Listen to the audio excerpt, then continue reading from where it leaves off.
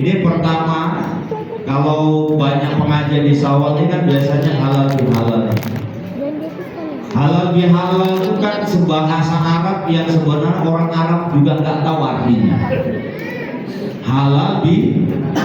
Nanti kalau Bapak Ibu main ke Arab atau jumpa orang Arab atau ada saudara kalian orang Arab, tanyalah apa itu halal bihalal. Orang itu nggak tahu itu. Tapi kenapa digunakan? Nah, inilah hebatnya Indonesia ini. Mantan presiden kita Soekarno itu luar biasa, Pak. Nanti kalau Bapak Ibu ke Arab, entah haji atau umroh, dan Bapak Ibu yang belum haji umroh diberangkatkan oleh Allah di sana.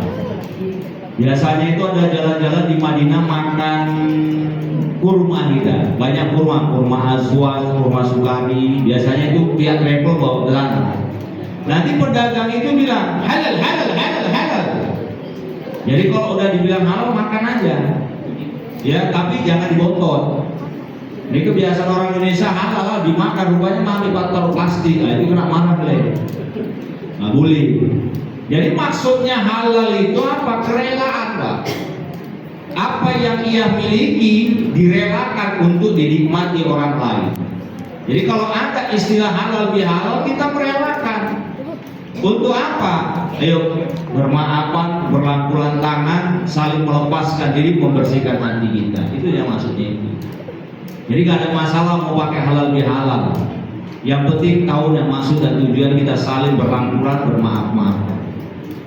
Kemudian yang kedua, ada istilah kita ini ya, secara umum yang digunakan oleh masyarakat Indonesia itu biasanya kalau nggak salah itu kita selalu mengucapkan minal aidin wal faizin. Ini kadang-kadang orang Muhammadiyah ikut-ikutan juga nih.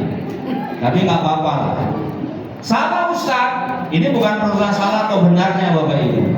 Cuma kalau udah ditambah mohon maaf lahir batin, nanti perspektif orang minal aidin wal faizin, mohon maaf. Oh itu artinya enggak, itu ada sejarahnya. Jadi ada sejarahnya minal aidin wal faizin itu diucapkan Bapak Ibu. Kenapa diucapkan? Ini terjadi karena waktu itu Nabi Muhammad dan para sahabat sudah memenangkan peperangan namanya Perang Badar. Perang Badar itu kan dilakukan pada bulan Ramadan. Nah, tak akan mungkin umat Islam 300 pasukan Islam melawan 3000 pasukan kafir Quraisy itu secara angka-angkat akan mungkin Islam menang. Sama macam kayak hari ini kita lihat Iran tidak akan mungkin bisa mengalahkan Amerika, Israel dan sekutunya, itu tidak akan mungkin.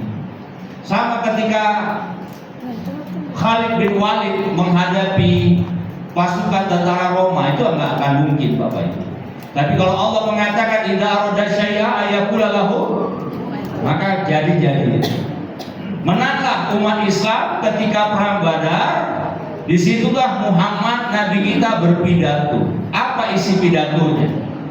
Wahai saudaraku, sahabatku, kita baru memenangkan peperangan yang sangat dahsyat. Tapi ingat, perang yang hari ini kita hadapi ini perangnya belum ada apa-apa.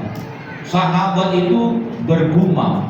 Kalau bergumam apa jadi Pak Ibu? Kalau seorang kamu, istilahnya gini, orang ranting pasar 7 kok 200 ya. Misalnya cakap gitu, pasar 9 kok cepet, ketuanya seperti ini. Misalnya itu namanya bergumam.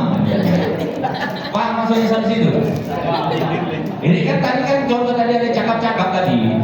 Pak sahabat Pak Idris itu bergumam. Sahabat ketika Nabi Muhammad berpidato bergumam, kok dibilang perang kecil Muhammadnya apa cakap Muhammad nih, gitulah bahasanya. Lantas ada yang nggak mau bergumam, angkat tangan tuh istilah kalau kita ini ketua, gitulah, apa menyelah Rasul, begitu. Ini perang sudah sangat dahsyat nih Rasul. Kenapa kau mengatakan di perangnya nggak ada apa-apanya? Rasul nggak panas, beda dengan kita. Kita kalau jadi sholat kadang-kadang apa naik, ya kan? Nah, jadi kadang-kadang begitulah letak kita ini kan, maka ceritanya kan hati ceritanya. Maka Bapak Ibu yang dimuliakan Allah, Nabi mengatakan, wahai saudaraku, sahabatku, memang ini perang besar. Tapi ada perang yang sangat lebih besar apa? Yaitu perang melawan hawa nafsu sendiri. Sahabat itu tenang waktu itu. Pulanglah mereka, disambut oleh masyarakat Madinah. Nah, ketika itulah sambutan itu dengan kita kenal dengan namanya sholawat badar. Ya kan ada sholawat badar itu. Tola'al badru alaina min saniyatil wada wajaba syukru alaina mada'an lillahi da.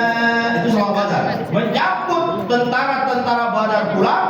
Setiap prajurit perang Badar itu memeluk keluarganya masing-masing, istri, anaknya dipeluk, dan sembari memeluk mereka mengucapkan minal aidin wal faizin, tapi nggak pakai mohon maaf dan batin waktu itu. Paham sampai situ? Dia mengatakan apa kepada istrinya sama anaknya dan keluarganya? Kami baru siap pulang perang. Ada perang yang sesungguhnya yang akan kami hadapi, yaitu menghadapi hawa nafsu. 30 hari kita Bapak Ibu selama Ramadan kita puasa menghadapi hawa nafsu kita. Malamnya kita bertempur dengan apa? Fisik kita untuk apa? Qiyamul Ramadan. Dan setiap harinya kita berperang lagi apa? Mengikis keserakan hidup kita dengan harta kita, yaitu dengan sedekah Ramadan kita. Itu